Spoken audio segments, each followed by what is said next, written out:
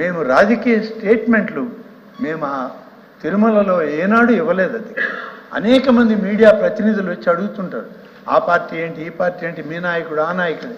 ఎన్నున్నా సరే తిరుమల క్షేత్రంలో మాత్రం రాజకీయ ప్రసంగాలు మేము చెయ్యం, స్టేట్మెంట్లు ఇవ్వమని చెప్పి చాలా ఖచ్చితంగా మేము చెప్తూ వచ్చేవాళ్ళం.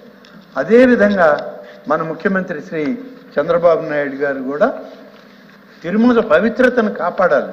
మరీ ముఖ్యంగా ఆ దేవదేవుని యొక్క పాదాల చెంత ఉన్న గ్రామంలో ఆయన జననం, ఆయన విద్యాభ్యాసం, ఈరోజు ఈ స్థాయిలో ఆయన నిలబడడానికి ఆ తిరుమల తిరుపతి దేవదేవుని యొక్క ఆశీస్సులు ఉన్నాయి.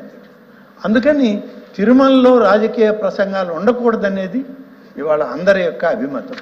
కానీ గడిచిన 5 సంవత్సరాలు అనేక సందర్భాల్లో చూసాం అధ్యక్ష, రాజకీయ నాయకుల మీద వాళ్ళు అనేకమైన ప్రకటనలు, వాళ్ళకి నచ్చిన నాయకుల్ని పొగడుకోవడం, వాళ్ళకి కావాల్సిన నినాదాలు, ఆఖరికి అధ్యక్ష వాళ్ళ పార్టీ జెండాలను కూడా కార్లకు కట్టి వాళ్ళు తీసుకుపోతుంటే మరి అక్కడ ఉన్నటువంటి సిబ్బంది, పోలీస్ సిబ్బంది దాన్ని ఆపి జెండాలు తీయమంటే అధికారుల మీద, ఆ పోలీస్ అధికారుల మీద కూడా తిరుగుబాటు చేసి దౌర్జన్యం చేసిన సంఘటనలు తిరుమలలో మనం చూసాం అధ్యక్ష.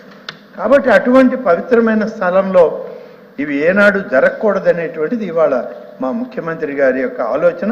దాని ప్రకారమే మేము అక్కడి నుంచి మొదలుపెట్టాం అధ్యక్ష.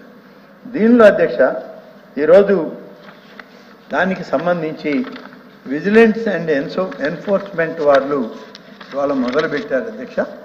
అందరికీ నేను మనవి చేసేది అధ్యక్ష, మన గౌరవ సభ్యులకి తమ ద్వారా ఎక్కడ ఏదైనా సరే అధ్యక్ష, మనం ఒకటి మాత్రం గమనించుకోవాలి అధ్యక్ష, మనం అందరం కూడా ఆత్మసాక్షిగా, మనస్సాక్షిగా ఈ సభలోకి వచ్చేటప్పుడు మనం ప్రమాణం చేసే వచ్చాం అధ్యక్ష.